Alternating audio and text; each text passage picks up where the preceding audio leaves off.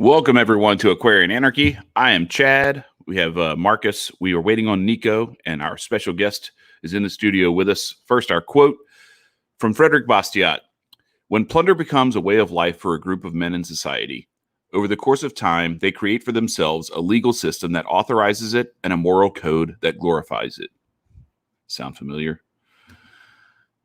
With that, we welcome our very special guest. I'm going to let Marcus do a little bit more of the introduction about where our guest came from and how this episode came to be. But I will give an attempt to tell you what her name is. Her name is Amaterasu Solar, and I will let Marcus take it from there. All right. So roughly, I guess it's probably about a year and a half ago when I was still working for Adam Kokesh, this purple eyeball came onto the Aquarian Anarchy float page and started commenting and had videos of her own that she put up. And I try to have an open mind and talk to just about anybody. And so we had a lot of friendly exchanges, particularly about Adam's run for the Libertarian nomination for president of the United States. And since then, I would like to say that I'm going to call her Amy because it's easier, that Amy and I have become relatively friends and definitely supporters of each other's work, particularly on Float. She is what I would call an anarchist, and I'll let her do her own explanation of what she calls herself and what she believes. But she has become a very friendly voice on Float that if you don't follow her there, you should, because she has some interesting ideas. Her videos are very good. She has a way at making complex ideas more simple for people to understand. And she has a very approachable way to introduce freedom-based ideas. So with that being said, Amy, take it away. Well, thank you so much for having me here tonight. I fully appreciate it. Basically, what I would like to start out with is the concept of a society of ethical sovereigns. And basically, it's anybody can take membership in it if they qualify on 2 points. They choose their behavior within the laws of ethics, of which there are 3. Do not willfully and without fully informed consent hurt or kill the flesh of another. Do not willfully and without fully informed consent take or damage anything that does not belong to you alone. And do not willfully defraud another, which can only happen without fully informed consent. Okay, those are the 3 laws of ethics. And so you have to stand under those. You have to withdraw your consent from the psychopathic legal/governmental system and stand under the laws of ethics. And the second qualification is that you have to choose your behavior ethically. Withdraw consent, be an ethical person. That doesn't mean a nice person. That doesn't necessarily, it would be nice if you were nice. But you can be a complete, dick, I guess. And right. As long as you're not hurting or killing people, taking or damaging their stuff, or defrauding them, go for it. That's Absolutely. ethical. So, those are the 2 qualifications. And then to take membership, you just say, I'm a member. Nice. It's pretty easy. So I guess I'm a member because a lot of what I do and what the gentlemen that are with us do is we pride ourselves on trying very hard to be very ethical. Yes. And so what I find funny is the people that think they're being ethical and then willfully force their will on other people. And so that's really interesting. I like your definition. Oh, thank you. So that's the Society of Ethical Sovereigns, and I figure I keep envisioning most of us, if not all of us, humanity on our planet, saying, I don't consent to all that crazy garbage that you've got going. I am a sovereign on my planet, and I stand under the laws of ethics. Now, if everybody did that and started just, making sure that they're delivering ethical consequences to anybody who chooses unethical behavior, but other than that, just living their lives, I think the universe would go pretty smoothly. For sure. And especially, I was going to say, especially if we get rid of money. And how do you propose to do that? There's the thing. Okay, what we might want to do is start out by figuring out why we use money. Now, a lot of people will take it down to, well, we used to trade and barter and that got too cumbersome, and so we started using representational tokens. But that still doesn't answer, why were we trading and bartering? And when you look at it, let's start with the fact that all the resources on our planet are just sitting here freely. They're just sitting here. But it takes energy to put them into a useful configuration. Okay? And when you have a scarcity situation, you need all the hands helping out to get the necessary work done, you don't want any skaters, right? So what they started doing was, well, we want some proof that you've input your energy towards our community, our system, whatever. So you would have to go and produce something, either a good or a service. So, so that you could prove that you helped out too. But there were societies, they lasted up until the early 20th century, that lived on island paradises, okay, where they had everything they could possibly want there for the taking, total abundance of what they needed. So and they never developed any money. What they used as their currency was the social currencies. They did things because people appreciated it. They get paid in appreciation. They did things because people were thankful. They developed a reputation. People would fall in love with them for doing something, that sort of thing. All the social currencies were what were used in these societies. Well, we had a situation where most of the world was in scarcity, and so a lot of money developed. But then we also have the problem with the accounting of our energy, in that because a certain percentage of us are psychopaths, genetically psychopathic, they will find ways to gain the most. If it's just trade and barter, they'll get the land, or they'll get the water, or they'll get the seed, or whatever else that gives them power over others. Because although not all psychopaths are this way, some are very reclusive and don't want anything to do with people. But the vast majority of them want power over other people. And for sure. So, once you get into any representational token, and I don't care if it's shells, beads, metals, paper, electronic bits, it doesn't matter. The psychopaths will find a way to gain the most for the power over others that it provides.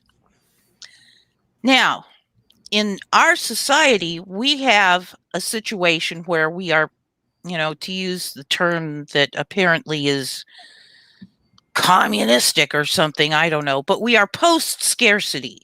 Okay. Mm-hmm. We could, if we approached it right, provide for everybody abundantly on our planet. But they maintain artificial scarcities for profit and control because we sure. now have psychopaths in control because of the money situation. Now, since it's energy that we have to add at the very foundation to get the resources into useful configuration, if we add free energy, oh, did I say free energy? Yes, free energy. The point to accounting for our energy vanishes. And especially now that we have two other factors. We have robots that can do all the necessary work no one wants to do.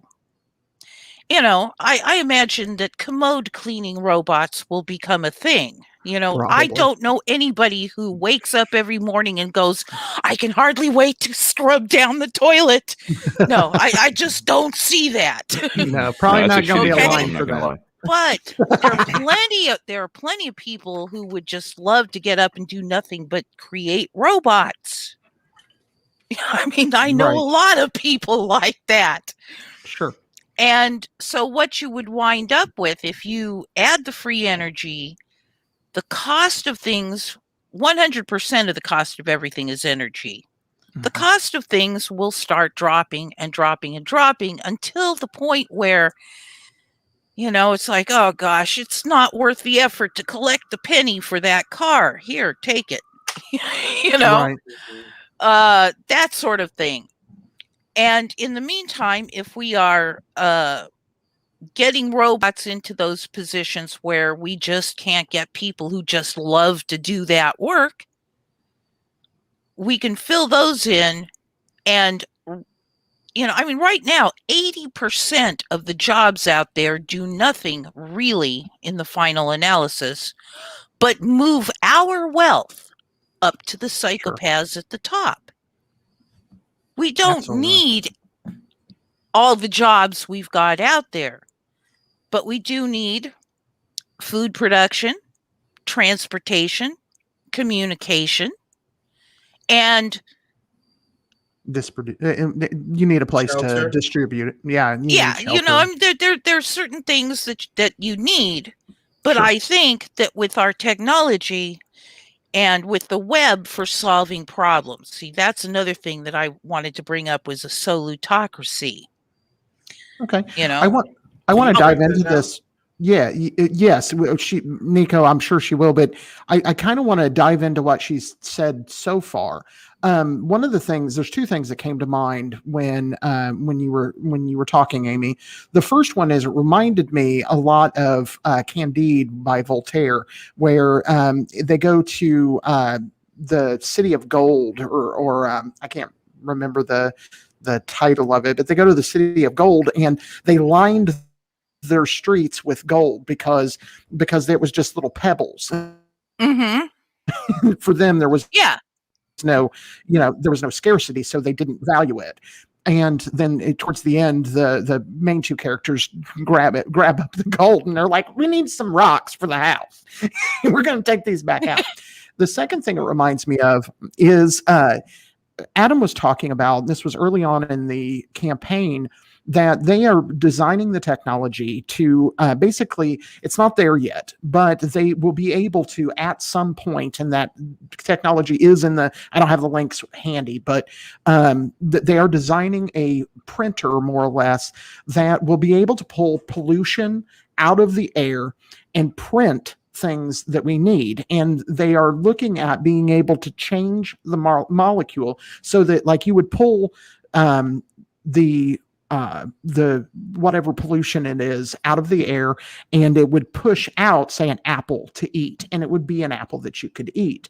And it just that one activity of being able to create food would free us from a lot of the restrictions that we're talking about. oh And yes, And so that people know, these aren't pie in the sky kind of ideas. These ideas are beginning to come into reality. And so I wanted to kind of point out to people that these things are coming. Yes. And speaking of those things, some of those things are being held in secret. That may be too. A lot Well, of those things. I don't know if you've watched my video called Electrogravitics, Gravity Control and Energy not. from the Ether, but in that particular video, I go through what I know of one free energy technology that we've had. I mean, I was 2.5 years old when it went into black projects, and people tell me there's no way you could remember things from 2.5 years old. It's like, my first memory is when my mom and dad were trying to teach me to walk.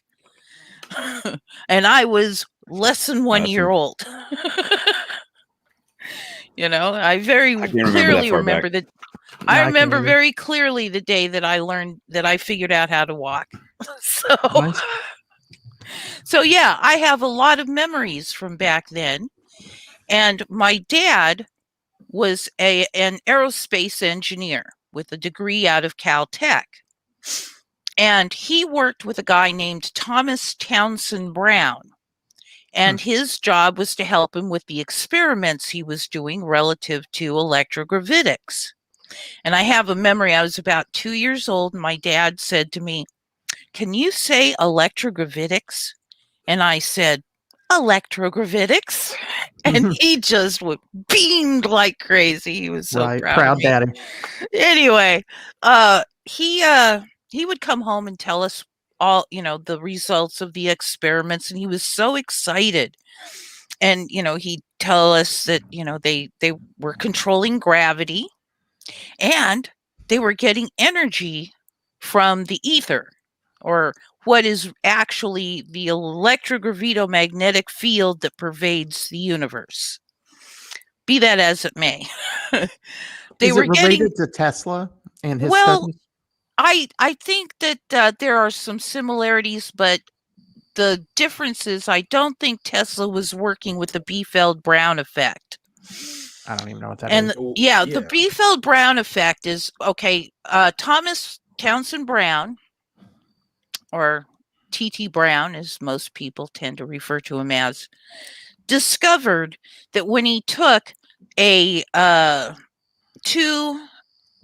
positive and a negative anode, I'm not really good on the terminology, but on a battery, the positive and the negative, and you put a dielectric in between and run a voltage through it and set it on a scale, that if the positive end was pointing up, the unit would lose weight when the voltage would go through. And if you flipped it over, the unit would gain weight. And again, I go into all of that in my video. And that is what is called the Biefeld-Brown effect. He named it after a professor who initially was supportive of him in his work. And so basically what happens is that if you have the right setup and run the voltage through, you wind up with an independent gravity field where everything falls towards the positive end, but the positive end being attached keeps moving and it keeps going, which in turn creates a thrust, which in turn produces more energy out than it takes to create the voltage in. So, at any rate, that's the basic foundations of electrogravitics.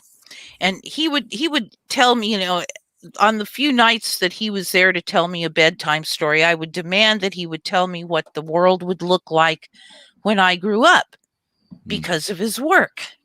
Did he tell you everybody's going to wear masks? Yeah, and socially distance. Yes. No, he would tell me that cars would fly, cities would float, and we would have all the energy we could use. Mm. Wow. And, he'd tell me that, and then I'd have him repeat it about 10 times. Because, I'd say, tell me more. He says, well, I can tell you again, because that's it. Right. But I was so thrilled with it. And so I had such a very glorious image of what the future was going to be. And well, We didn't quite get there. this ain't what I was expecting when I was young. We're here. Oh, man. You and Michael J. Fox both. Right. But Although no, I think I like the Biff future better than our current future. To what? The Biff future and that yeah. Michael J. Fox went to, where Biff was Yeah, in charge. in a I think way. it was actually better than what we have now. We've got a president that's threatening to nuke American cities. So, yeah. So Nico, you wanted her to dig into something else a little deeper. It was the what is it? It was a name, but I cannot remember it nor pronounce it. So no, it's all good. Gee, let me see. What could I have? It was right before we went into the explanation about the electrogravitics. Okay. Well, not Thomas Townsend Brown. Yeah, not that. A little bit prior. Okay, But- who else might I have brought up? I've already forgotten. You it wasn't about a person, it was about an ideology. I think it started with a T or an S or something like that. I'm sorry, Nico. I'm so That's my sorry. fault. No, it's all good, big dog. It's all Are good. you talking about the effect that she was talking about? I think it might have been the effect that she was talking The about. Biefeld Brown effect? Yeah, Right, I but she's think now that- explained. who finished explaining, which was great. Yep. Cool. So awesome. Sorry. Super sorry about that. Super sorry. Sorry, about but that's my fault, Nico. I interrupted. It was my fault. that. I mean, she explained it. For sure. So Yeah. do you guys? I have a question. Yeah. Go ahead. Can y'all hear me? I don't know. Chad, can you hear me? My connection's terrible. I can I hear can you. hear you. Y'all hear me? Okay. Yeah. Yeah. All right. So here we go. I'm gonna try it. So the one thing I wanted to kind of dig into a little bit, I guess, is when you look at these concepts, when we were talking about like why there's money and that sort of stuff, and why there was trade and barter and those things. I think maybe this is naive of me, but my understanding was always that, if it's just the four of us, there's a certain simplicity of like how you can like make things work and work together, and it's all, everybody's in it together, all that kind of stuff. You start to scale up, and the larger communities got, the more difficult it is to be able to, there's sometimes where you may not even encounter a person depending on where, how big the community is. Right. And some of that stuff almost becomes necessitated by that distance, and then a level of distrust, I think that you touched on, that I think starts to kind of contaminate or to taint and corrupt the community that's there. And so I think it kind of goes back to, the more we can stay smaller and more local, the better a lot of this stuff is. And then you're going to have, some things. I think we definitely see that like certain technological advances and things like that happen when you have more different people, because you also have, there's a limitation to like what the four of us are good at, right? And so then when you start to bring more people in, you bring in people with other talents, other abilities, other intelligences, and things like that, and strengths. When you're smaller, while it can be more harmonious, it's also limited in how advanced it can get. So it's kind of like this weird trade-off that we've been sort of. I do agree that like what you were saying was really interesting about how, regardless of what system you have, the corrupt and the psychopathic are going to seek to control it and to Mhm. end up with the most. And so in a way, as much as Marcus and I really want to, like, this is something that I've really been like fighting with in my head, and I want to get your perspective on it. I would love for us to live in our, anarchotopia, where there is no more force, there is more, government shoving stuff down our throats or stealing from us. But I also recognize that there are always going to be these psychopaths, and so maybe our best solution is to continue to work locally and to continue to find like-minded folks who aren't going to try to steal from us, and just work with them and insulate ourselves from this corrupt system as much as possible. Here's What do you think? here's the thing. Okay.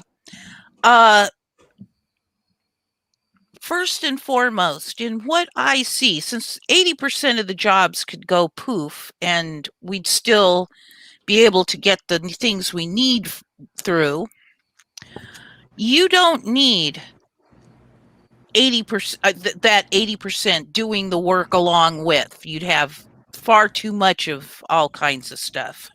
Mm-hmm. Okay? You Mm-hmm. only need about 20% of us. Now, I was going to get into solutocracy. That was okay, the word. yeah, let's do it. Okay, That's the one. All right, solutocracy. we found the word. We meandered into it. All right, I love it. Okay, solutocracy is based on the idea that if we have a problem, we solve it ethically. If there's no problem, then there's no problem. Right. Right? Then you don't need to deal with it. I like it Okay. better if can we call it the vanilla iceocracy, where it's if there's a problem, yo will solve it ethically. Nice. Anyway, given that we have the web, if Mhm. we had like a central site, open source, everything's open source, a central site where people can report problems on, and people can visit that site.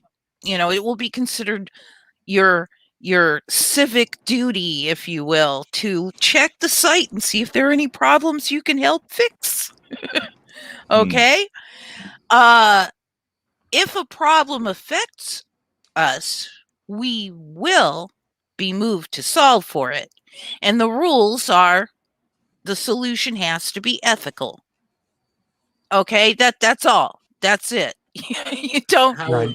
whatever solution works.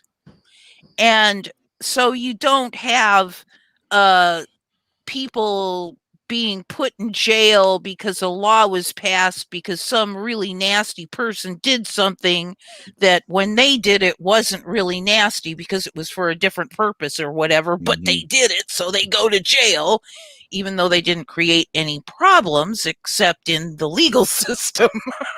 Right. Okay? And with the web, you would have the ability to put it on there and it would show up on a local level, where people that are relatively close by or of the same general ideas or whatever can take a look.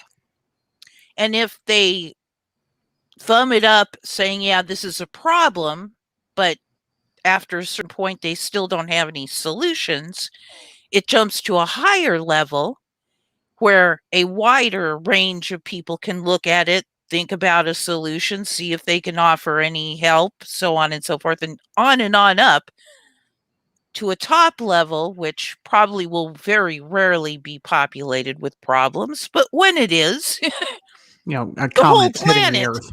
the whole planet can look at it and see if they can come up with a solution that is ethical. If the whole planet can't come up with a solution, I guess we're SOL. But, I'm thinking that really probably will not happen very often at all. Right. And you're talking about global things that we wouldn't be able to deal with now anyway. Well, for example, there's an asteroid heading for the planet, Right. or even if it's a small problem, but it Mhm. needs to be solved and no one can come up with a solution. It's theoretically possible that might happen. But, as long as the solution is ethical, we can implement the solution and move on. And the problem might be somebody murdered somebody else. Which, by the way, if you take money out of the equation, the motive to break those 3 laws Mhm. virtually vanishes. With the possible Especially a exception fiat within, money that inflates and loses value instantly. well, it really doesn't matter what token. It really doesn't. A lot of people think it does because, well, metals have intrinsic value, and really they only have the value like the fiat currency that we place in them. They Well, don't you can hold. at least make stuff out of metals, like Well, true. jewelry and And You can also swords make and stuff out of plates and wood. forks. yeah, and the way I've got it worked is that when we get the free energy out, get rid of money, gold will be a very pretty and useful metal, and that's it. Mhm. That's it. Right. No, I feel you. You I know. feel you on that. I was just saying, like, it does exacerbate it when you have it made out of paper, and that now it's not even made out of paper. They just digitize it. Yeah, it's they electronic just add mint. ones and zeros, and they do an electronic mint, and that's it. Yep. They don't even back. Our money used to be backed up by gold, allegedly. It's not even backed up by paper anymore. Nope. It's No, ridiculous. I know. Question. So, if we wanted to, how would we go about implementing and getting everybody to try and think morally correct? If you didn't go over that, like, how would we shift everybody's perception? Well, yeah, I don't know whether you were in when I listed the 3 laws of ethics. He was not. No, I did not. Okay. The 3 laws of ethics, I'll list them again because, it doesn't hurt to repeat them over and over. Yeah, not a bad idea. Do not willfully and without fully informed consent hurt or kill the flesh of another. Do not willfully and without fully informed consent take or damage anything that does not belong to you alone. And do not willfully defraud another, which can only happen without fully informed consent. Those are the laws of ethics. And I have spent years trying to find something that is outside of those laws that is, something we shouldn't do. Mhm. And it all seems to be just stuff that's a matter of taste. Sure. And everything that's included in that list is stuff that people call evil. Now, I don't see evil and good. I see ethical and unethical, unethical being evil, and good being applying the betterment ethic, which is what I think we should replace the slave's creed called the work ethic with. I would agree. I think one of the issues and why people, particularly people that might consider themselves capitalist, and I don't like that term myself, but people that would Right, me consider either. themselves would consider themselves a capitalist would say, but how would I become wealthy? Well, I think the problem is they have wealth misunderstood. Surely Wealth, do. right? Wealth isn't about having like money stacked in a bank somewhere. That's not wealth. Wealth is about living life and enjoying the Right. loves in your life. I consider myself quite wealthy. I have a beautiful wife. I have wonderful children. I have great friends. Now, I don't have a wealth of freedom right now, but other than that, most of my, and really, I do have a wealth of freedom compared to many people. I just look at the world and get shitty. But but I think that most people conflate having money with being wealthy, and those are not in our world. The paradigm we're in, which is statism. Those things can be similar because if you don't Yes. have wealth, then you might starve to death. Yes. But But in a world where food sourcing, I think of Star Trek and being able to go up to the Yeah, the thing replicator. and print it out, and here you Yep. go. In a world like that, you stop worrying about living for that, and what you wind up with is things that actually truly make you happy. Yes. Well, in fact, if we can get the free energy out, remove the need for money, everyone will be able to live as richly as they choose. But certain things that we might now choose might not be the choice. For example, now we might want, say, a 20-room mansion because it's a status symbol and everybody will go, gosh, wow, you've got a 20-room mansion. Mm-hmm. Well, when anybody can have a 20-room mansion if they want it, few people are going to say, do I really want to take care of a 20-room mansion? Really? Thanks. No, I only need a 5-bedroom house. I'm good with that, Right. because there's really no point to getting a lot of material stuff. The only point to getting the material stuff is to enjoy it. That would be Right. the only reason you'd want to get it. You might want to get a dirt bike and go dirt biking or whatever, if that's what you want to do. But yeah, I've got I'm on Hive, Mhm. and I have an article, and it's kind of illustrates, doing things for the enjoyment of let's see. I'm looking for the link. If I find it, I can link it below if you yeah, send it but to I me. mean, I don't know. I have it here. At any rate, I wrote a little story, and actually, I didn't get into the details, but it's about a guy who thinks up a way to make a better compost creating machine. Okay, I mean, Sure. not very exciting, really, but I like gardening, so I like Yeah, compost. nah, I rock with that okay, idea. and there it is. Let me drop the link. Let me grab the link. I knew I had it in this file here somewhere. I'll drop it in this chat box, I presume, Sure.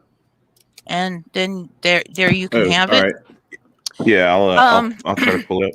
But and I didn't go into all of the actual process that would probably have taken place, like, testing the results in a lab and all of that stuff. But the point of this was to show the motivation for doing something without money. Mm. So, a lot of people say, well, if there's no money, why would you bother doing anything? It's like, well, if, in that world where you only need 20%, or with robots less and less than that,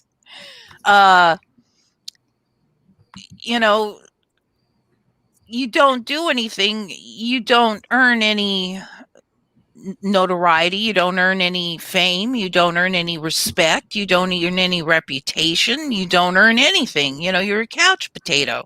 Okay, enjoy Right. your life as a couch potato. You're not causing any skin off of anyone else's nose. It's your life. Do Right. as You can do even as thou wilt, as they say. interesting. I want to dive into that in a moment, by the way. Sure, sure. So yeah, there's a lot of motive. I've also got a meme. I don't know if I can drop a meme in there or not, but it's a woman leaning over her baby saying, "Are you ready to pay me to change your diaper? I don't do any work unless it's for money." Yeah. So, So a lot of people like to, and a lot of the ideas you're talking about, a lot of people are going to scream socialism, and they're going to scream about, and ultimately, what you're talking about is something that I've talked about too with several different guests. We come at a lot of these ideas from a paradigm where we're at, not a paradigm where we might be. And the economics of what a world looks like without force and coercion, and in your terminology, without ethics, which is what we live in now. In that world, our solutions have to be based in that world. right. And when you get past that kind of idea, then some of those the outcome's going to be different. If you don't have a state controlling things, then that's going to make how people interact vastly different. So you can call it whatever you want, but people cooperating voluntarily is, in my mind, always ethical, always acceptable. Yes. But for me, Unless they're cooperating to murder somebody, which right. no. But yeah, I know what you're saying. Yes. Yeah. So how do we get there? How do Well, we go from where we're at to there? the way that I've got it worked is we need somebody to get that free energy out there. I put out that video on electrogravitics so that people with the means can take what I gave them and experiment and come up with stuff. And the biggest factor that we need to have relative to the free energy is do not file for a patent. Right.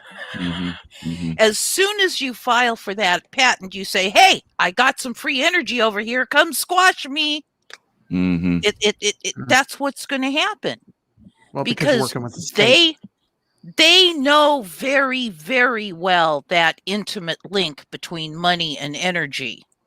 And their foundational tool, the tool that they have to affect everything else by the things and the people to do what they want to do, is money. If they don't have money, they become just as powerful as you, me, and the next guy. Facts. Okay. Yeah, and the same thing happens with like corporations. If you operate a business into you're like what Dan Behrman told us, he said you're incorporating the government into your business. Like you're basically saying, "Hey, come be a part of my business, and now tax all my employees and steal from our labor, steal from all of our labor." Yep. And I don't know if you know anything. I might want to bring this up because this is a very important point. Back in the 1400s, the Pope decided he was in charge of every human being on the planet and set up the unum sanctum, or I guess it's kind of weird. It's a Mandela, but now it's unam sanctam, which is the female version of unum sanctum. But when I first learned about it, it was unum sanctum because my dad taught me Latin, and I would have noticed that it was the female, not the male. Anyway, but whatever it's called, unam sanctam or unum sanctum, it basically made him in charge of everybody as far as their spirit and soul were concerned. And then in the 1600s, they came along and said, "Hey, we can collect everybody's wealth, and we can't really just take it, but we can put it in a trust." And because technically speaking, every single one of us who were born upon this planet own a share. But they have taken our wealth from us, put it into a trust called the Sestuike V Trust, and declared us all dead, lost at sea. Oh, yeah? Okay? Yeah, I've heard this. Now they're the trustees, and the trust pays them to be the trustee. And so they're basically using our money, our wealth against us. Mm-hmm. Yeah, and, So and I'm I've seen evidence of this too. And Chris Rice covers this pretty extensively in some of his dealings as well. And you're right. And when you start looking into the words that we use for things, mortgage is a good example. yes. When you start looking into the meaning of many of these words, they buried it right in front of your face. Oh, Here it yeah. is. And so continue. I'm sorry.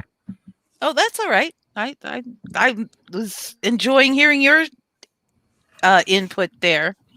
But yeah, the point is that if we do not collapse that trust somehow, and I'm not really sure how, but if we do not, by this gene altering thing that they are putting into people's flesh these days, Jabs.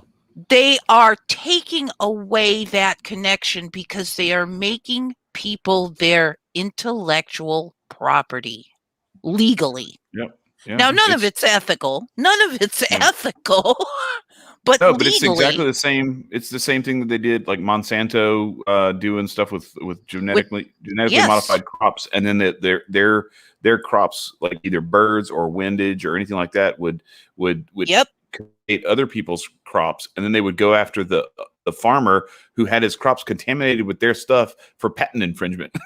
Yes, Right. and the And legal win. system, upheld Yeah. their crap. Of course, because Right, they work for the right. same people. Yes, yes. Well, when you look at the fact that every single government on our planet is a corporation, for-profit corporation, Mhm. and they are all owned by the same group of people, Mhm. Mhm. the same psychopaths, then you grasp that everything we see on what they call the world stage, and you realize they mean that literally. It is a Yes. stage. They are writing a play. They are keeping us as a participatory audience. Mhm. And, you know, if we don't walk out of the theater, I mean, that's basically what we do. Oh, I guess I really should get to, how do we get to there? Release the free energy and get out the word that we do not have to consent to the whole mess. That, you know, show them the blueprint I have. I have a blueprint. And, you know, get that out there. Get this out as much as possible so that as the money is going away with the free energy, we can focus on the goal of building the foundation from the blueprint. You know, there's so much I would do, but when you're, 60 something and you're disabled. I mean, I've got bone spurs in my thumbs, for crying out loud. Typing is a joy, never let good. me tell you. And, you were denied assistance for 15 years and lost everything and have been homeless. And now they've given you a little bit, and it doesn't even pay half of what a studio apartment would cost in the area. But they're helping. Yes. Well, it's Social Security is what it is what I finally wound up getting with Social Security. And so, yeah. I can't go out there and do the experiments. I've got nothing to do it with. Right. I'm not physically or financially set to do this. But I keep hoping somebody does. And I keep putting it Yeah, out there. and that's one of the things that I've said. Sure, and that's one of the things I've said is we need to start getting ourselves together and start ignoring the state and creating our own, stuff, starting to create, one of the things that I've said recently based on some things that Chad had said was that we need our own nurses. We need our own, sorry, I'm trying to get Chad in here. We need our own banks. We need our own stuff because ultimately we have to create our own basis for moving forward. We cannot rely on these people anymore. And they've shown that they're going to bifurcate us anyway. That's what they're in the process of doing, although I think Yes. they're failing. Yes, I think so too. I've watched over the last few months them, try to take more and take more and take more. And I think they thought that they were going to be dealing with less than 10% of the population, resisting what they're trying to do. And unfortunately for them, and fortunately for us, I think our numbers are much higher than that. I would say that we are well over 10% resisting them, and we may be as high as 30. And I believe conceivably even higher. Right. I mean, it's really hard to tell. I think they may very well be lying about the numbers. For number They one, sure are. They sure are. And number two, even if they're not, I live in Louisiana. Louisiana right now is like 55% one shot and like 43% with both shots. After almost a year of trying to shove this shit down people's throats, and like all the different, they're twisting every little knob they can. You can't go to a football game without it. You can't go to a bar or a restaurant or a gym in New Orleans without it. Like all these different little knobs that they're trying to twist are being twisted, and they still have this much resistance and hesitancy. And I think I definitely think that they're inflating the numbers anyway. And I got to give shout outs to Nicki Minaj today. Basically, one of the things that I was talking about before we came on Who would have thought?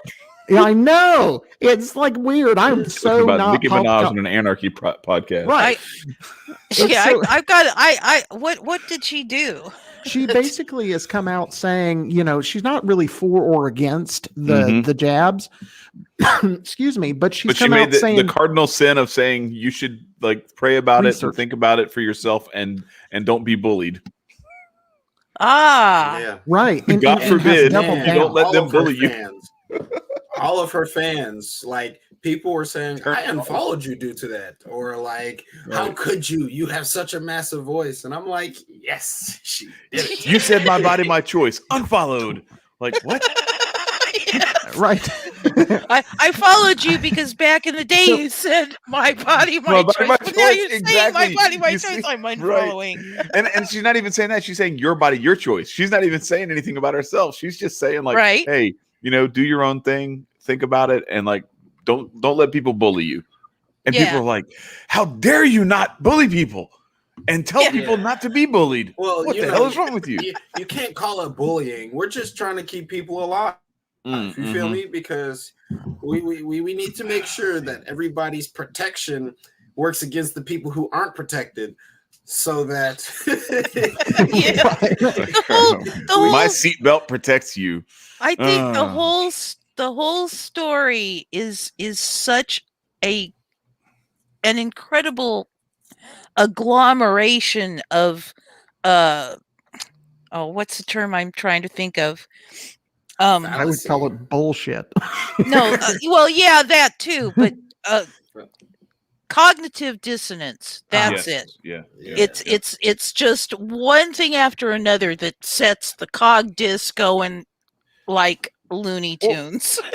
Are you familiar? Have you like tried to program computers before or anything like that? Well, I mean, even like on a simple level. Yes. All right, so when you give it some stuff and there's like a syntax error and like you put some stuff in there that does not compute, like that's what this is. You have all these people who are running on programming and the programming is conflicting. the programming is crashing into itself because it's all these different conflicting messages. And it's like, wait a second, we're on a binary system and you're putting like triangles and like curly cues in this language. And that doesn't even match anything. And also you sent me something that told me yes about one thing. And you sent me something that said no about the exact same thing right after that. Which one am I supposed to follow? Yeah, and what do I do? Yeah, the people are just all they do. It's so funny too to watch.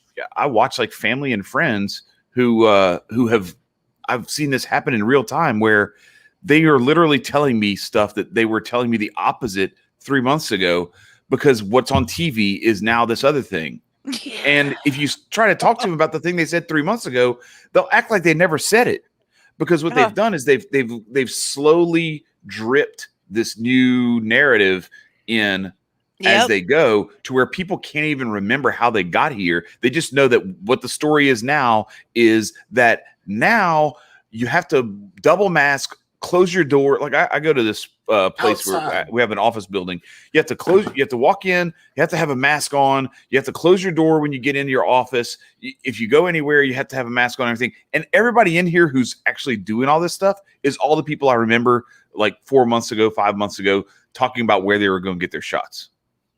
I'm like, y'all are the people who swore if you got the shot, everything was over and you were fine. And now I never got any of that shit, and I'm the only one who's walking around here like not afraid about any of this stuff. Facts, big facts. It's actually came to my job. Well, not necessarily to the point where I have to quit or not if I don't get this jabby jab, but I won't make any more like what's the word? I forgot the word. Overtime or something, or not overtime, but it's where I get paid a lot. I can't go to schools no more until I get the jabby jab. Like I can't do anything that deals with like incentives, privatized. You feel increasing your skills and getting higher level work. Like I won't be able to do schools unless I get the McJab and that's a great term for it because it's about as healthy as the McRib. Yep. How many ingredients in the McRib? Because let me tell you, they're probably the same ingredients, just colored differently. Hey, but I have to say this though. If we go back, people were stabbing each other over the Popeyes chicken sandwich. So it's not that surprising that I saw somebody today say that they're ready for those of us who don't want to get the shot. Somebody said, just go ahead and go see God early. In other words, I hope you die early for this, and then that way it's all we don't have to worry about y'all anymore. They have weaponized people against each other. Yes, absolutely. They have. You know what I find is really interesting? On the one side, you have people saying, "Go force those people to do something," and on the other side, you have people going, "You can do it if you want." Right. Just leave me alone. That's exactly it. This sounds like the story of when Jesus was about to be executed before Easter. Like, I just showed you all these miracles I can perform, and you motherfuckers still throwing me up here. So it's like, at the end of the day, it's still gonna be your own people. It don't matter how you perceive, how they perceive things. You can have conversations till you lose breath, and it all depends on their experiences. If they're are fearful of what they've seen due to medical reasonings and things of that nature, I understand your gripes. But like, if you're just doing it because the whole world was like, I need you to do it because guess what, if you don't do it, I'm gonna get hurt, and like you don't see nobody really getting hurt out here, like it just really goes to prove that we need to turn off this reality TV and actually like really open up and see how things move. I consider myself extremely lucky because although, you can probably guess that my father could have afforded a TV when they came out, my parents would not get us a TV. I grew up without TV. And Mm. they'd I wonder why say, you know any big we words. want you kids to learn how to entertain yourself without it. Mm. Mhm. And since my adulthood, I have owned 2 TVs. One was attached to the Atari 800 as a monitor, and the other was attached to the Xbox as a monitor. Nice. That's There you it. go. I I can't say that I've watched pardon me. I can't say that I've watched the TV and Mhm. A while. oh gosh, Have you decades? have you Wow. finished at least the series of a TV show? Uh Ooh, that sounds like a firm no. I think I might have managed to watch all the Star Trek episodes eventually in reruns because Nice. I liked watching Star Trek. Me too. That's not bad. That's not that bad. Like That's about it. you're not sitting down watching a television show that says it's supposed to reflect reality, and it just completely just Distorts mushify your reality, brain. Right, just Yeah. distorts how you're supposed to perceive everything. Like, for crying out loud, they got some of these kids' favorite artists saying, "Go get that jabby jab." I Like, know they do. Oh my goodness. like, hey, like again, shouts out to Nicki Minaj. If you want to hop on the podcast, right. Come on, Yeah. come down. Woohoo! We're out here. Right. Uh, So one thing I want to kind of dig into that we haven't really covered yet is you mentioned earlier doing your will, and one of the things you were talking about reminded me of a quote by Aleister Crowley, and it was "Repeal all laws which assume that mankind is a herd of cattle," and and I Yeah. like that quote. Yeah, Crowley was kind of an interesting character. Sure. beyond I kinda. liked a lot of what he said, and then there were other things I wasn't really sure about. Right, we're fond of. Yes. So where are you spiritually? One of the things that we get into Ah, is spirituality. okay. What do you do? What do you Well, feel? Look as at her name. Right. One of the Amaterasu? reasons I'm asking the question. well, actually, I was like without a TV, I was raised without religion.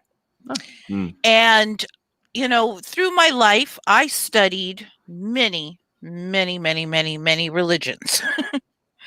And what I discovered was that there were little gems of truth in all of them Nice. amidst mountains of dogma. Mm. And so I do not have a religion. I am very spiritual, however. I have had one really truly profound spiritual experience.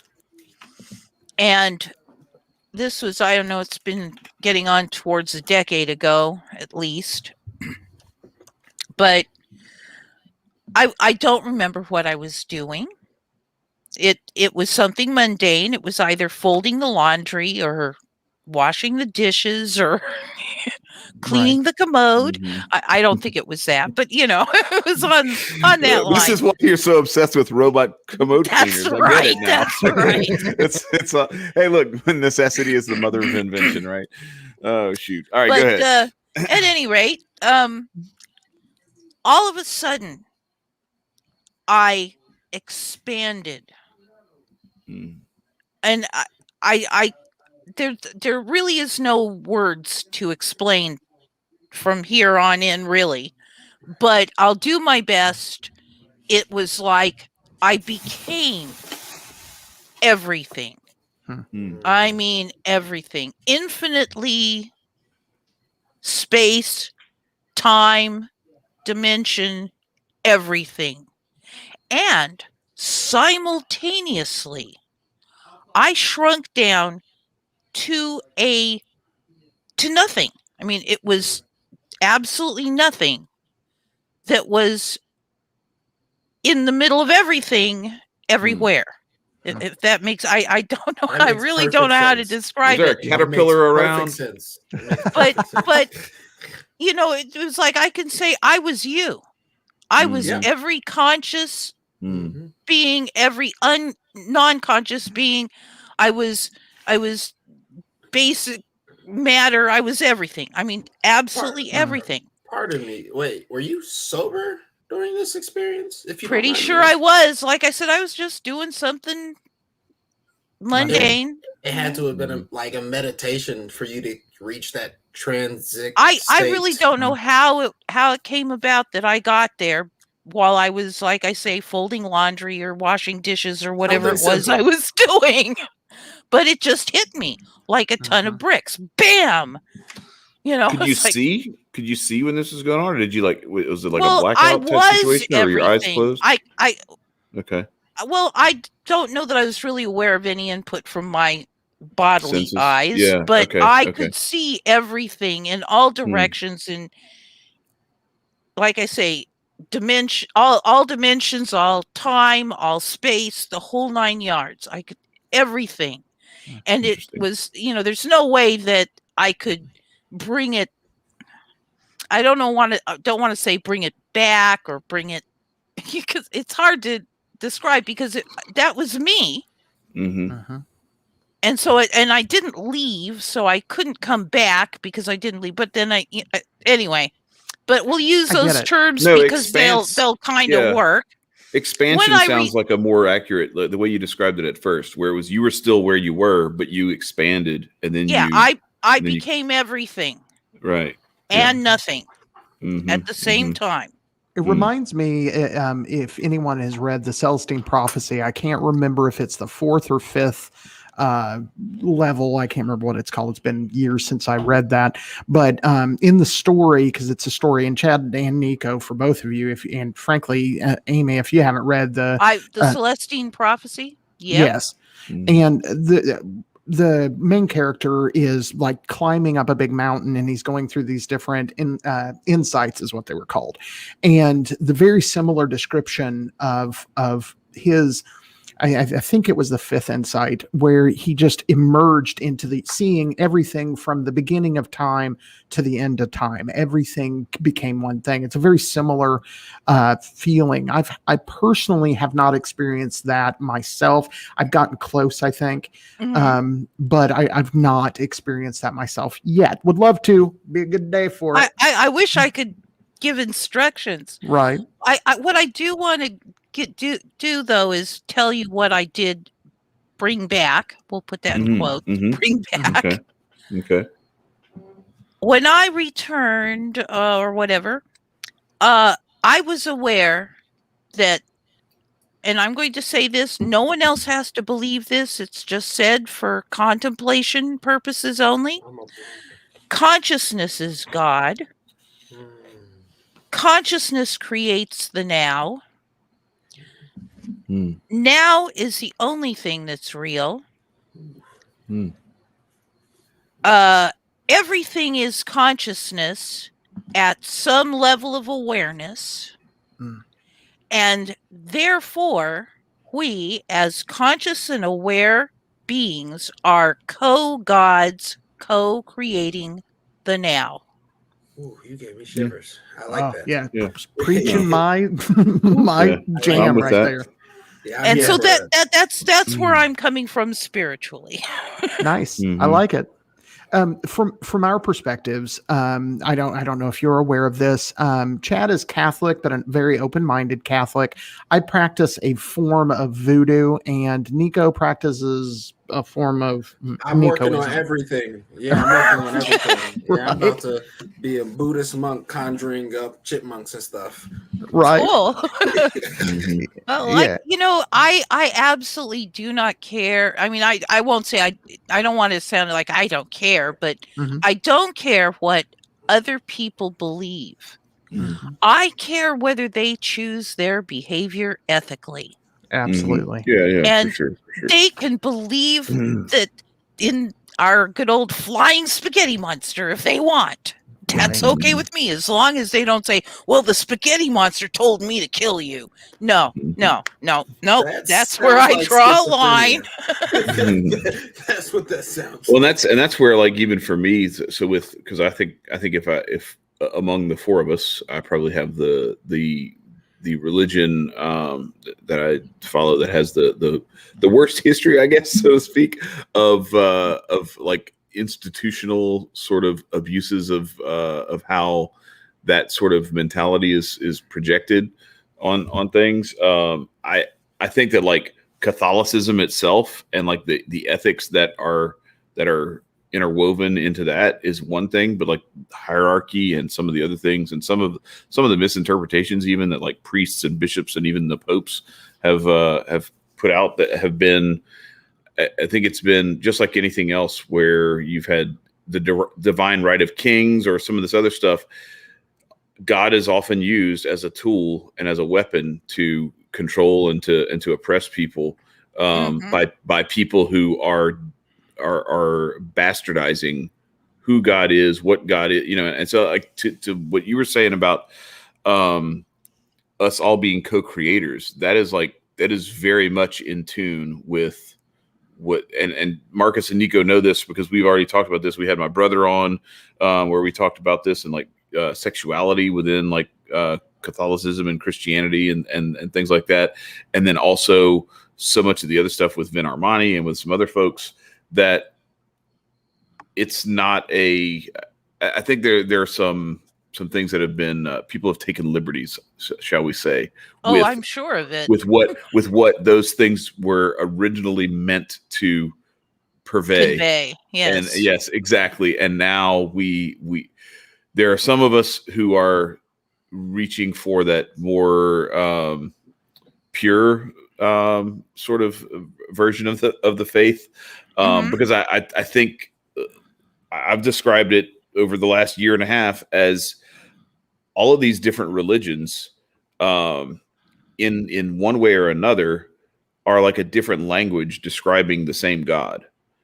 And I think that we get into some of these disputes, these fights over the different terminologies that we use, or the different expressions, the different cultural, outgrowths of that.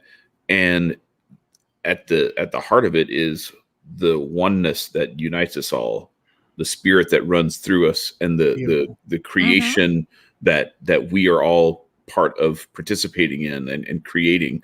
And so I try to focus there and not on the other stuff. Just like what we were talking about before we came on, about we're not big on debating and fighting over differences. We try to find the commonality, try to find the common thread, because we're all in this together.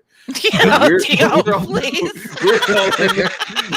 We like to think we're all in this together in a genuine sense, not in some bullshit sense where some Hollywood elites and government officials tell you that we're all in this together, and then they have their own little private parties where they don't obey their own rules.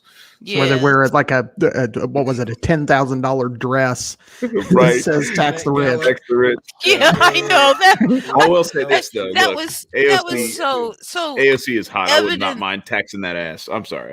Anyway, go ahead. That was so clear to me that it was manufactured. Absolutely. To specifically to, Yeah, it riled up it riled up the two factions to go fight each other now in the social medias, for sure. It's like I saw that and went, whatever, and moved on. Exactly. Bingo. I made fun of it. Well, I think I threw out a comment or two. I loved not highly appreciative of it, but I love that. My favorite one was with Joey Lee. She's our GI Mary Jane. She put one out, and they had changed the thing on the back, and it says, "Does this dress make my ass look statist?"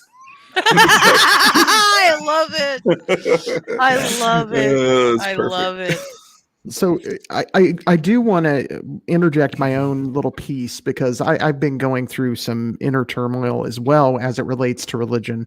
One of the things that I still am going to do what I'm going to do. I'm going to bang on drums and talk to weird Afro-Caribbean spirits. It's part of who I am. But there comes a time when you read Revelations and then look outside and see Revelations that you go, okay, somebody knew something. Well, hang on. Hmm. Hang on. This is my big question. Mhm. How do we tell the difference between metaphysical manifestation, i.e., prophecy come true, Mhm. and psychopaths in control using scripture as a playbook? For Mhm. sure. You're right. You know, Mhm. Mhm. It's the it's chicken like and the egg. Which one came exactly. first? No, well, it's. I think what she's talking about though is not so much chicken or the egg, like which one, but I think she's saying like this is. I mean, yeah, there. I don't think this is like necessarily so much of a. Well, this is what was prophesied, and now it's coming true.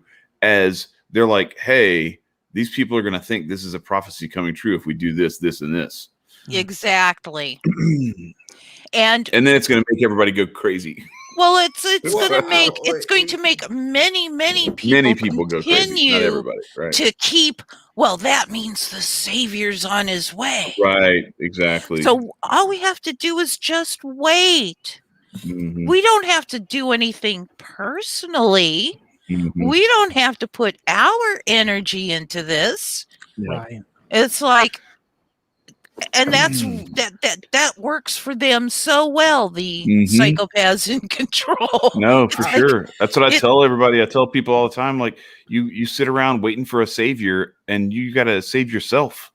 Like this Yep. isn't see, like this is Donald why. Trump's not coming back to rescue you from Joe Biden or any of No, this other stuff. And but Joe Biden didn't they're rescue gonna you from make it. whatever you thought Trump was It's because gonna it's the look same kind shit. of like that in the play, though. Yeah, it will. It will. It will. What Yeah. they most No, so definitely. go ahead, Nico.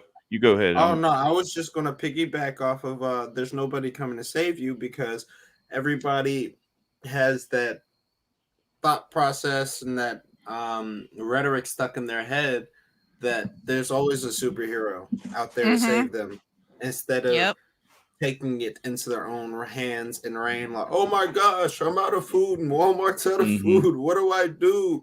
But like you have like Mhm. a whole plot of grass that you can just start Start. plopping up and Yeah. taking care of it and putting your seeds and taking care of maintaining your garden and things of that nature. People have lacked the simple imagination to take care of the simplistic tasks. Yeah. They allow their imagination to run away with it because of how overly exaggerated certain things have been seen to be purported, or if they just feel as if they're not capable enough because they're not competent, they're not their superhero that they want to be, this, that, and the Mhm. third. So yeah, we need to stop letting the idea of the superhero to be on its way to be our sole focus, which I'm fairly sure the four of us and the people in the Mhm. chat aren't. Well, yeah, and that's why that's why I enjoyed, like, as we started down the hero's journey stuff, that when Marcus kind of led me down that way, and then when we had Vin Armani come on, one of the big things he's been doing is he's especially on his social media, is he does this thing where he's like, build the ark, and it'll just be like something that's going on. He's like, look, build the ark. This is the time to, and what he's saying is not necessarily like build a literal ark and go, escape and hide somewhere, but basically like fortify your stuff around you and get yourself prepared, because what's coming is that stuff where like other people are gonna panic and go crazy, and like the flood, so to speak, Yep. is underway. Like the Why do you waters are think they rising stole all the already. toilet tissue paper? Yeah, but it's about this this idea that we actually have it within us if we're willing to exercise that, and then also taking the next step, which is to recognize that like all these little like the toilet paper thing, that's one of those, like, you go back to Bill Cooper and Behold a Pale Horse, that stuff's in there where it's like they use like manipulations of certain products or whatever, that Well- and the prices of things to see how people react, and they just gather data. And so this has been a huge data gathering mission for them There's a little more to it, though. I figured out why it was toilet paper that they wanted to use, that they decided to use. I don't know if you guys know anything at all about numerology and gematria. Yeah, a little bit. Marcus does. Yeah, well, both of us. Yeah, that's true. Yeah, Nico does too. Yeah. If you take toilet paper and calculate its English ordinal value, which means A is 1 through Z is 26, okay? Its English ordinal value is 137. And 137 is the 33rd prime number. Now, I don't know if you noticed, but all over this scamdemic, plandemic, whatever you want to call it, 33s were everywhere. There's a whole compilation of news broadcasts from all over the universe where they were saying, the cases rose today by 33. 33 people have died. 33 this, 33 that. You know, and it's like you just sit there going, this cannot be just organic manifestation. They've done this on purpose. Well, and it's also particular to the number 3 being Bana and having connections with the crossing of the abyss and those kinds of ideas. The walking into the darkness, if you will. And one of the things that numerologically people need to be aware of is that everything that we've seen since, is particularly 9/11, it was before that too, when you analyze the numbers surrounding 9/11 by itself is an interesting number. But like manifest 93 was a number. 93 was a number. Flight 93. Yeah. Right. All of those those numbers associated have numerological import. Yes. In fact, if you take the 2 flights, I forget what they are, 175 and I forget the other one. 93 and 93 went into the Pentagon. Pentagon. The 11, wasn't it? Or no, 93 was the one. 93 was the one that landed in the field in Pennsylvania or whatever. Okay. Well, at any rate, but the 2 it was supposed that hit to be the headed towers, to the White House. The 2 that hit the towers. Right. If you add them together and divide by 2, they equal 93. Not a shock. Sweet. Yeah, it's like surprise, surprise. No, this wasn't at all planned and put together at all. Speaking of things that might be planned and put together, so back to the thing about Vin Armani, there was something I was trying to remember, and I forgot it while I was talking, but I remembered it now. One of the things that he said is that he says keep an eye on Matthew McConaughey, and I don't know, it may not be necessarily him, but he targets him because it's like he's this lovable figure. He's in Texas. He might, he could run for governor in Texas. And what he says about him is that like everybody knows Matthew McConaughey, but nobody knows who he really is. Like nobody knows, like, and so he could just be this like, tons of gravitas type, magnetic character. And then you go watch. I was watching today that he did an Instagram live a year ago with Fauci, and it was just like, I'm just taking a unbiased. I'm just going to ask some questions, and then all the questions and all of like the different. He's like, one of the questions was, why don't we just have a mask mandate all over the country and all this stuff? And it's like, oh, okay, that's a good question. Sounds like a very benign, unbiased question. Of course, why don't we have mask mandates across the country from the federal level? And you're asking Dr. Fauci. So like, this is the sort of thing where all it takes is this guy who comes off as he appeals to conservatives, I think, because he has that all right, that like he's just a good old country boy, he's George Bush all over again, but perceived to be more intelligent.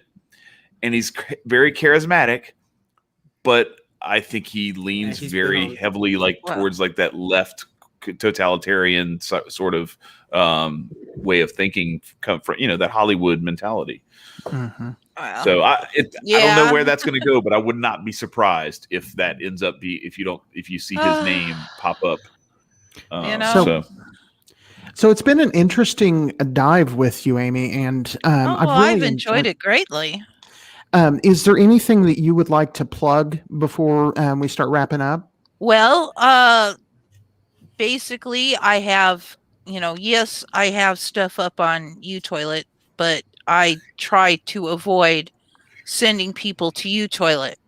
So, Odyssey is where mainly I am Down at. below. Look for Amaterasu Solar. I don't think you need a space in there. Okay. And I'm on Hive. And I have a Twitter account, but I rarely go monkeying through there. And of course, I'm on Float. Yes, indeed. Thank you very much for that. Definitely on Float. Because I'm really liking the fact that nobody's going to say, "Hey, you can't say that because I said so." Right. Right. Yeah. You know, I mean, I get shadow banned on the Twitter all the time, so Same. I can Yeah, always tell because when I'm not, people respond and I get input, and then I'll put something out that's really important and nothing. Crickets. Yeah, my wife noticed today that she hasn't been getting notifications from me, and and I'm the number one say person. something, aren't you? Right. Well, Amber, I'm about to post. Right. And Chad, I'll tell you what, they unsubscribed me from you last week. I don't think I've told you that. Yes. That's awesome. Dude, it happens all the time. I just watch my followers drop 7 right real quick, and then I don't know what happens I don't know if they come back or if it takes a while or something like that. But I've had a few people tell me that. But I don't even get that spicy.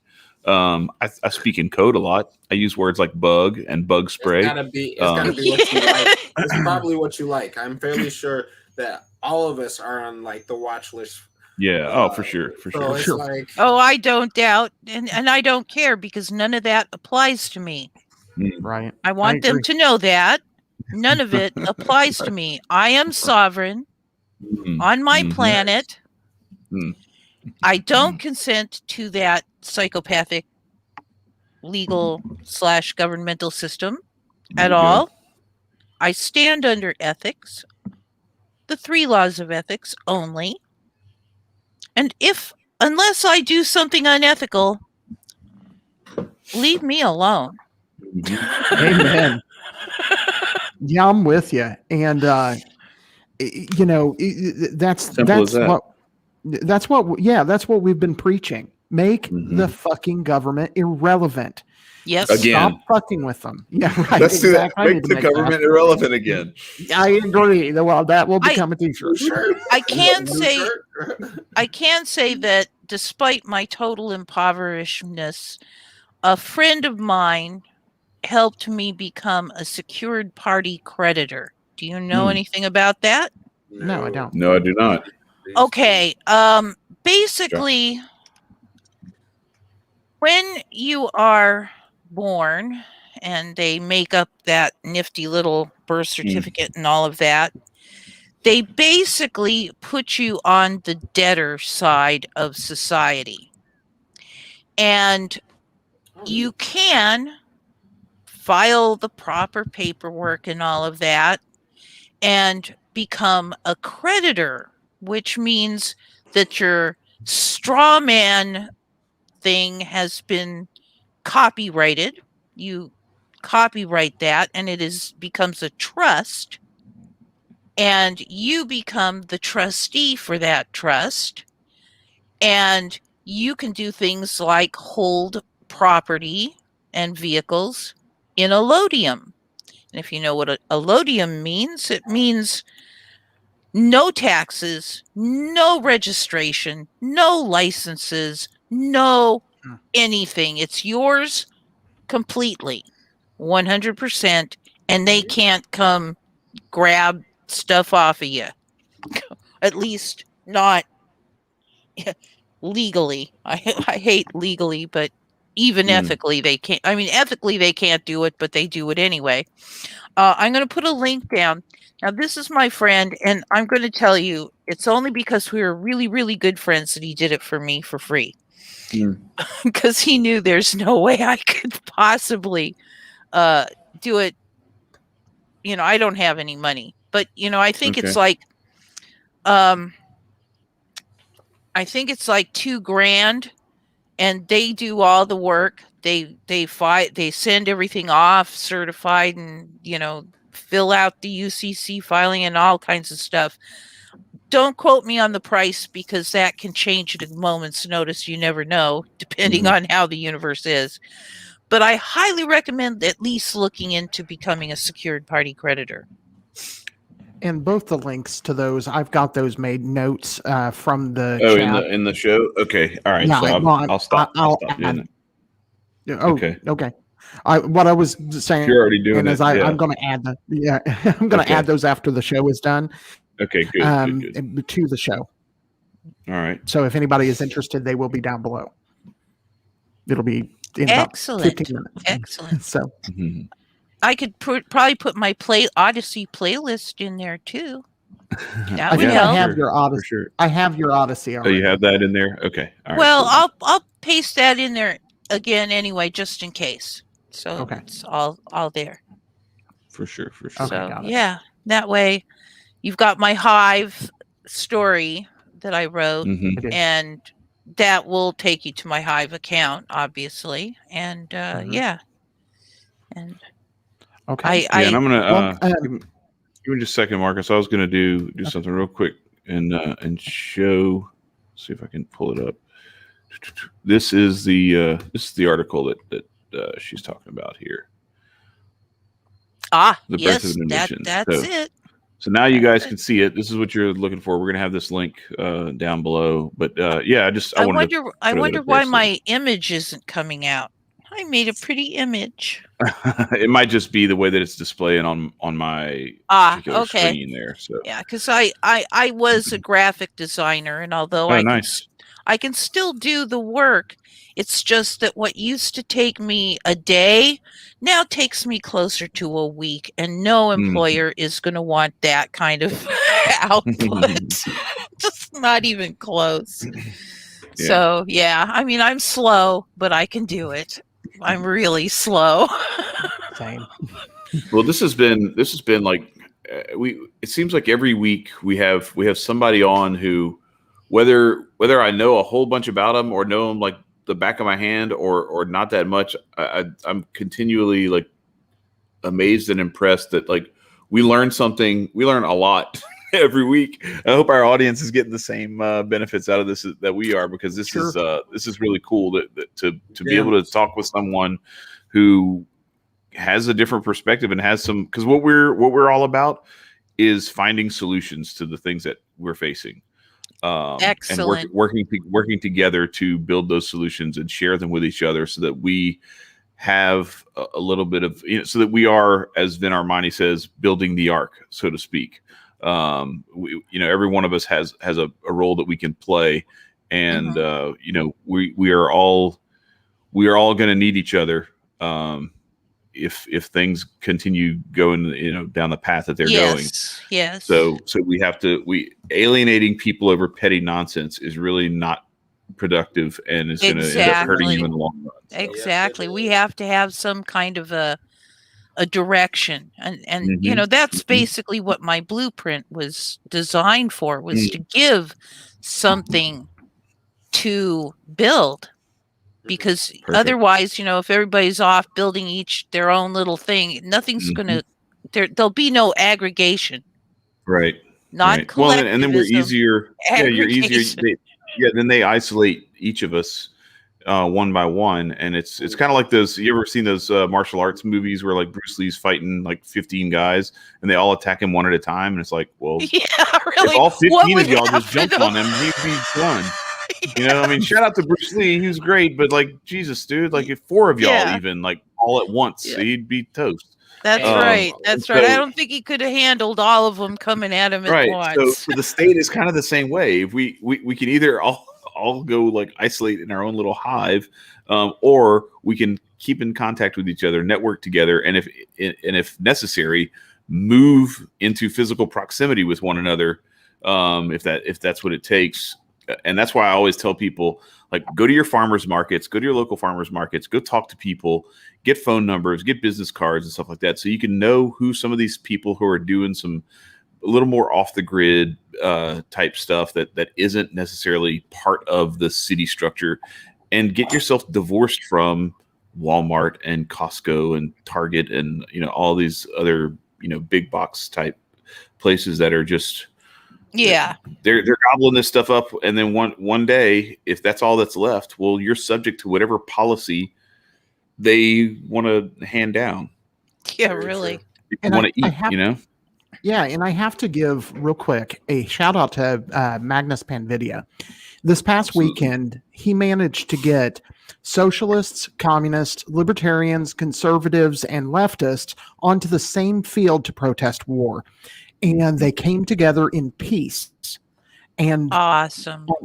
On a common ground, and fought the establishment together. And if we can pull that off on a grand scale, they cannot stop us.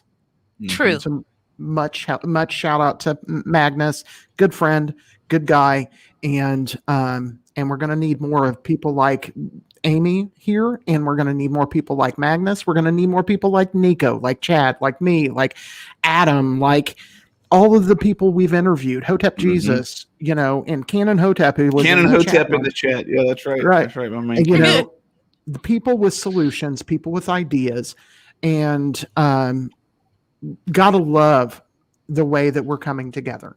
And absolutely. And we're going to see more of that as time goes on, because people have figured out that they're dividing and conquering us, and we're going to stop it.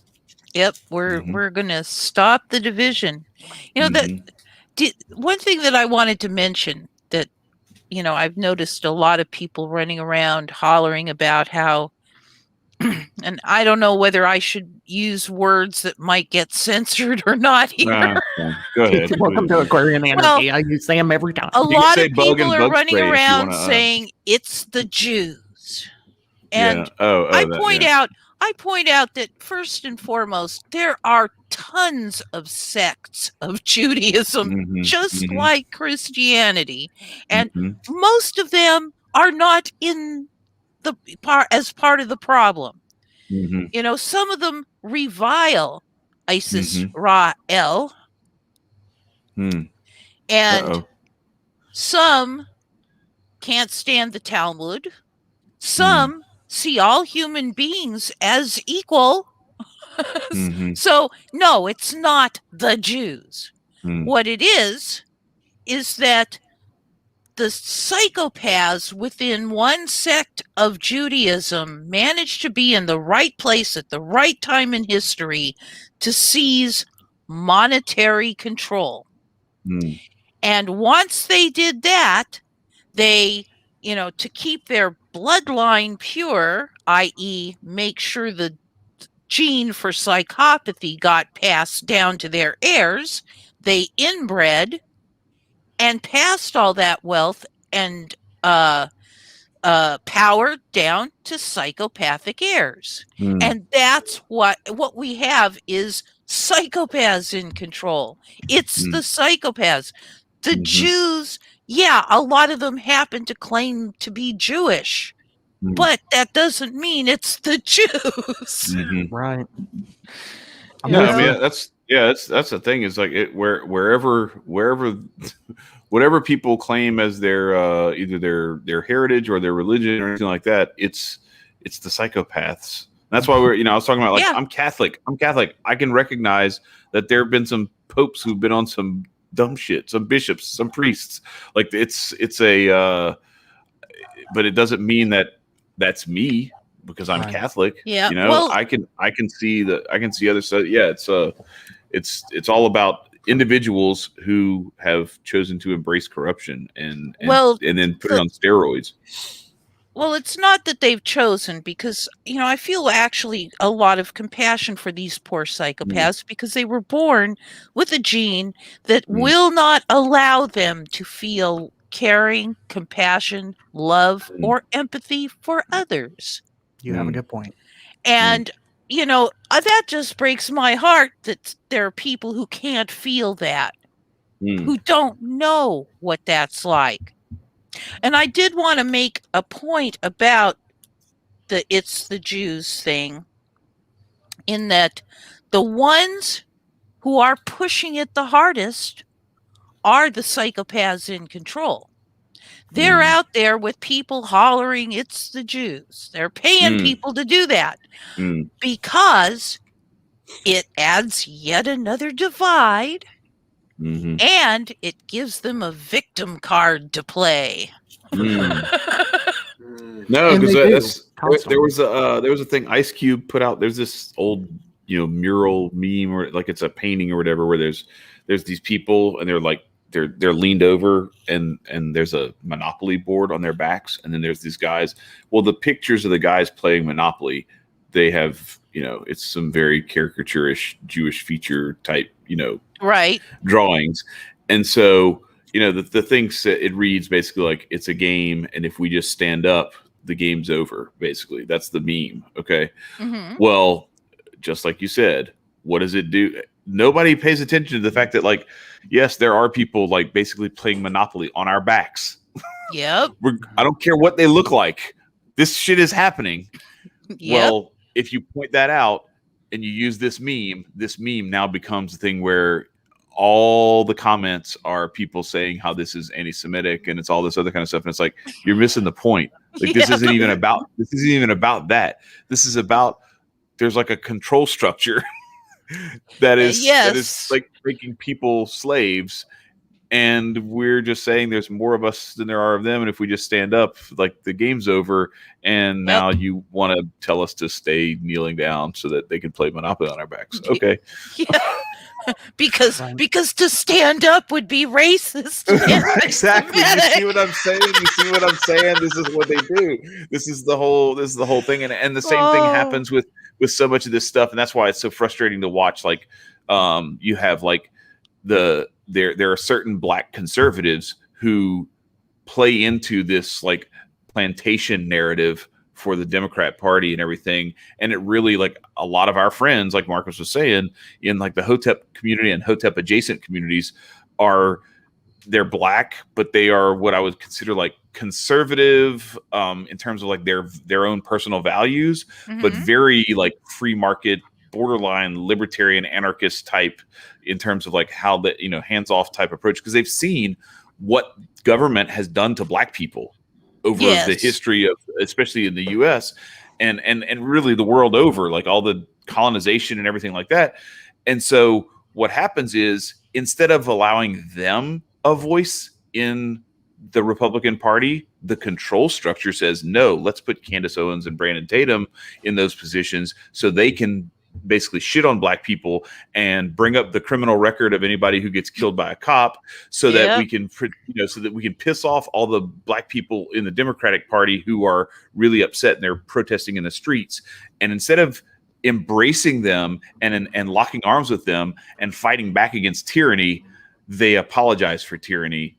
And then you have this whole other group of black conservatives that's completely ignored by the conservative establishment. Yeah. So it's the same kind of thing. It's all this divide and conquer stuff, and it's done on purpose. All I have to say is not for long, because that Hotep Nation is growing. And I am really glad that we are involved in that, because I think that that it may be one of the primary vehicles that deliver freedom. I think that 100 years from now, Hotep Nation will be recognized as one of the foot soldiers for freedom that led to a free world. Just got to put it in there. Well, I surely anticipate that. Nice.